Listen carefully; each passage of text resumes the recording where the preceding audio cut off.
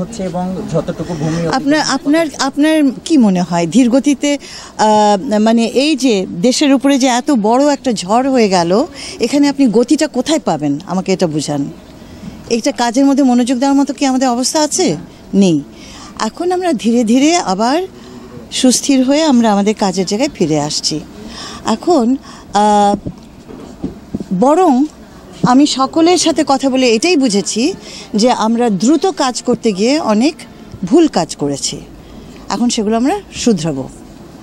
দ্রুত কাজ করলে পরিকল্পনা দুর্বল হয় বা পরিকল্পনায় ত্রুটি পাওয়া যায়। তো আমরা যেই সায়েন্টিফিক অ্যাসেসমেন্টগুলো করার প্রয়োজন ছিল সেগুলো যেহেতু আমরা করতে পারিনি বা আমাদের এই প্রকল্প করতে পারিনি, কারণ তাদের উপরে প্রচণ্ড চাপ ছিল দ্রুত কাজ করার জন্য। এই যে প্রশ্নটা আপনি করছেন, দ্রুত কাজ করার জন্য,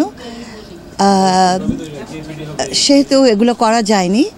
এখন আমরা মনে করছি সেগুলো করাটাই হচ্ছে প্রথম কাজ, এবং সেটা সম্পূর্ণ হয়ে গেলে এর দুর্বলতাগুলো কোথায় আমরা জানতে পারবো, এর অ্যাসেসমেন্ট করতে পারবো। এটার এনভায়রনমেন্টাল অ্যাসেসমেন্ট হবে, পরিবেশ ভিত্তিক, আপনি তো জানেন এগুলো প্রয়োজন হয়।